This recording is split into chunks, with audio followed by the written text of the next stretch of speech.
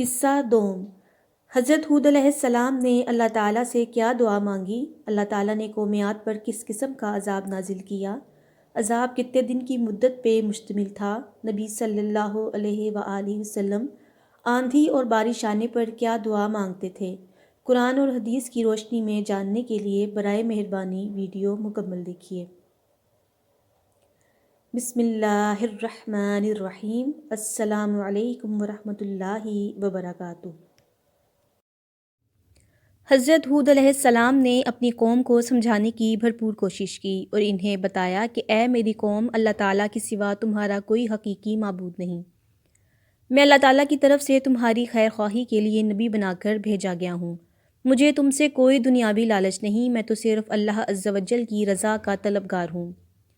اگر اللہ تعالیٰ مجھ سے راضی ہو گیا تو مجھے بہترین صلہ عطا فرمائے گا۔ میں تمہارا خیر خواہ ہونے کی حیثیت سے تمہیں نصیحت کر رہا ہوں کہ اگر تم بتوں کی پوجا چھوڑ کر اللہ تعالیٰ کے فرمانبردار بندے بن جاؤ گے تو اس کا فائدہ تمہیں دنیا میں بھی ملے گا اور آخرت میں بھی۔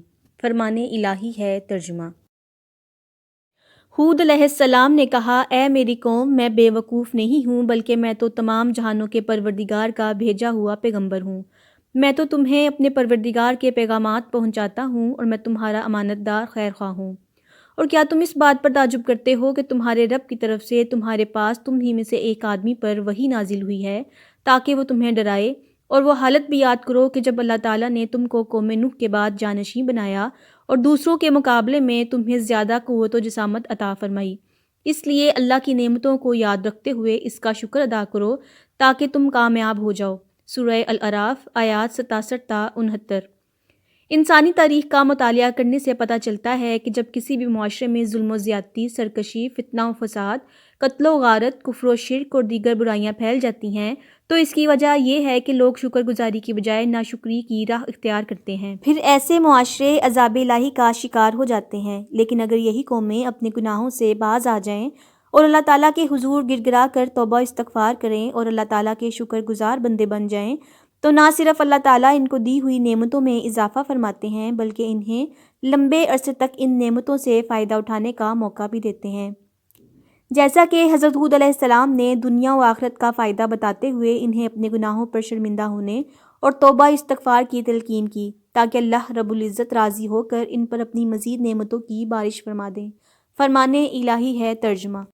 اے میری قوم، تم اپنے پروردگار سے اپنے گناہوں کی معافی مانگو اور اسی سے توبہ کرو۔ وہ خوب برسنے والے بادل تم پر بھیج دے گا اور تمہاری موجودہ قوت پر تمہیں مزید قوت دے گا اور تم مجرموں کی طرح حق سے منہ نہ پھیرو۔ سورہ ہود آیت نمبر 52۔ حضرت ہود علیہ السلام نے اپنی قوم کو بتوں کی عبادت چھوڑ کر اللہ تعالیٰ کی عبادت کی طرف لانے کی بہت کوشش کی، لیکن جب قوم نے دعوت توحید کو تسلیم نہیں کیا تو آپ علیہ السلام نے قوم کے معبودان باطلہ سے کھل کر بیزاری کا اعلان فرمایا۔ فرمان الہی ہے۔ ترجمہ۔ ہود علیہ السلام نے کہا، میں اللہ کو گواہ بناتا ہوں اور تم بھی گواہ رہو کہ میں اللہ کے سوا سب سے بیزار ہوں جنہیں تم شریک بنا رہے ہو۔ اللہ کے علاوہ تم سب مل کر میرے خلاف سازش کر لو اور مجھے بالکل بھی مہلت نہ دو۔ بے شک میں نے اللہ پر بھروسہ کیا ہے جو میرا اور تم سب کا پروردگار ہے۔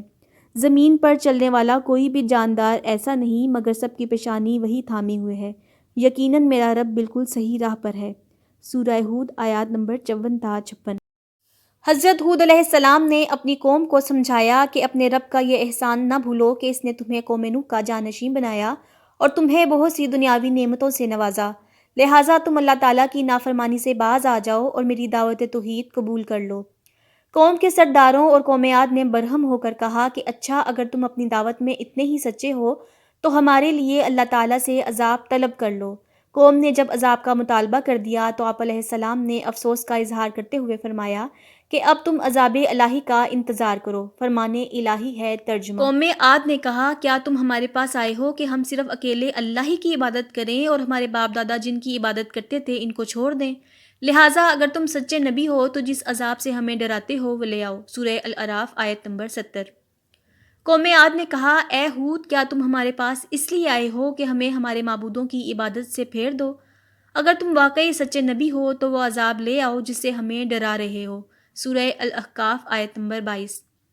ہود علیہ السلام نے فرمایا، اس عذاب کے آنے کا علم تو صرف اللہ کے پاس ہے اور میں تمہیں وہ پیغام پہنچا رہا ہوں جو مجھے دے کر بھیجا گیا ہے، لیکن میں دیکھ رہا ہوں کہ تم لوگ نادانی کر رہے ہو۔ سورہ الاحقاف آیت نمبر 23۔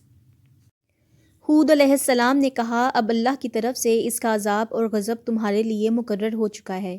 کیا تم مجھ سے ایسے ناموں کے بارے میں جھگڑتے ہو جو تم نے اور تمہارے باپ دادا نے رکھ لیے ہیں؟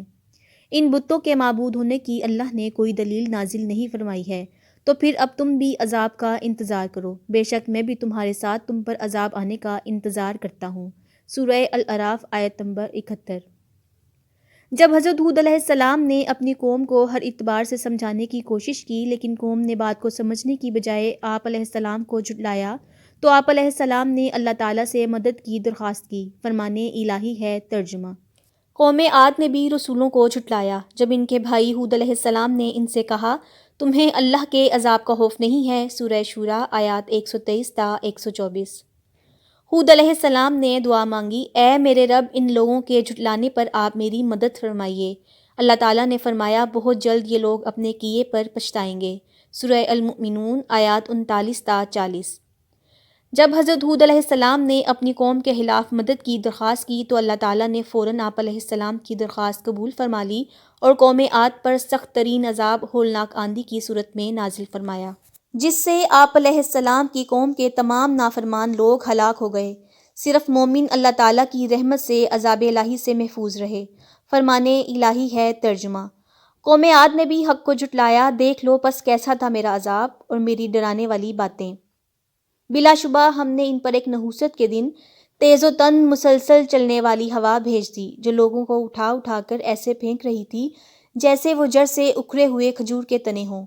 بس کیسا تھا میرا عذاب اور میرا ڈرانا۔ سورہ قمر آیات 18 تا 21۔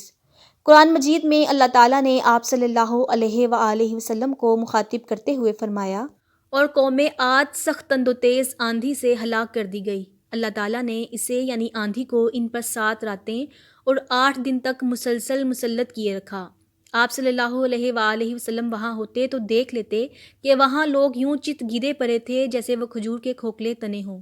سورہ الحاقہ آیات 6 تا 7۔ آخرکار ہم نے قوم عاد پر ایک تیز طوفانی آندھی منحوس ثابت ہونے والے دنوں میں بھیج دی تاکہ دنیاوی زندگی میں بھی انہیں ذلت و رسوائی کے عذاب کا مزہ چکھائیں، اور یقین مانو کہ آخرت کا عذاب تو اس سے بہت زیادہ رسوائی والا ہے، وہاں کوئی بھی ان کی مدد کرنے والا نہیں ہوگا۔ سورہ حامیم السجدہ آیت نمبر 16۔ جب انہوں نے عذاب کو بادل کی شکل میں دیکھا جو ان کی وادیوں کی طرف بڑھ رہا تھا تو کہنے لگے کہ یہ بادل ہم پر برسنے والا ہے۔ نہیں، بلکہ یہ تو وہ عذاب ہے جس کی تم جلدی کر رہے تھے۔ یہ ایک آندھی ہے جس میں دردناک عذاب ہے۔ وہ اپنے رب کے حکم سے ہر چیز کو نیست و نابود کر رہی تھی، چنانچہ وہ ایسے ہو گئے کہ ان کے خالی گھروں کے سوا اب وہاں کچھ بھی نظر نہیں آ رہا تھا۔ ہم مجرم قوم کو ایسا ہی بتلا دیتے ہیں۔ سورہ الاحقاف آیات 24 تا 25۔ پس ہم نے ہود علیہ السلام اور ان کے ساتھیوں کو اپنی رحمت سے بچا لیا اور ہم نے ان لوگوں کی جڑ ہی کاٹ دی جنہوں نے ہماری آیات کو جھٹلایا تھا اور وہ ایمان لانے والے ہی نہ تھے۔ سورہ الاعراف آیت نمبر 72۔ احادیث مبارکہ میں آتا ہے، حضرت عائشہ رضی اللہ تعالیٰ عنہا فرماتی ہیں کہ جب بھی بادل آتے یا تیز ہوا چلتی تو آپ صلی اللہ علیہ وآلہ وسلم پریشان ہو جایا کرتے تھے۔ میں نے پوچھا، اے اللہ کے رسول، آپ پریشان کیوں ہو جاتے ہیں جبکہ لوگ تو انہی بادلوں کو دیکھ کر خوش ہوتے ہیں؟ آپ صلی اللہ علیہ وآلہ وسلم نے فرمایا، اے عائشہ، میں کیسے مطمئن ہو جاؤں؟ ہو سکتا ہے کہ اس میں عذاب ہو، کیونکہ ایک قوم عاد ہوا ہی سے ہلاک ہوئی تھی۔ اس نے عذاب کی گٹا دیکھ کر کہا تھا، یہ بادل آ گیا جو ہم پر ہو برسے گا۔ بخاری۔ حضرت عائشہ رضی اللہ تعالیٰ عنہا فرماتی ہیں کہ بارش کے وقت آپ صلی اللہ علیہ وآلہ وسلم یہ دعا مانگتے تھے۔ ترجمہ۔ اے اللہ، میں آپ سے اس ہوا کی اور اس میں جو بھلائی ہے اور جسے یہ ساتھ لے کر آئی ہے اس کی بھلائی طلب کرتا ہوں، اور میں آپ سے اس کی اور جو اس میں ہے اور جس چیز کے ساتھ یہ بھیجی گئی ہے اس کی برائی سے آپ کی پناہ مانگتا ہوں۔ جب آسمان پر بادل آتے تو آپ صلی اللہ علیہ وآلہ وسلم کبھی کمرے میں داخل ہوتے، کبھی باہر نکلتے۔ جب بارش شروع ہو جاتی تو آپ صلی اللہ علیہ وآلہ وسلم مطمئن ہو جاتے۔ میں نے آپ صلی اللہ علیہ وآلہ وسلم سے اس حالت کے متعلق پوچھا تو آپ صلی اللہ علیہ وآلہ وسلم نے فرمایا، کہیں یہ وہی آندھی نہ ہو جو قوم عاد پر آئی تھی۔ مسلم۔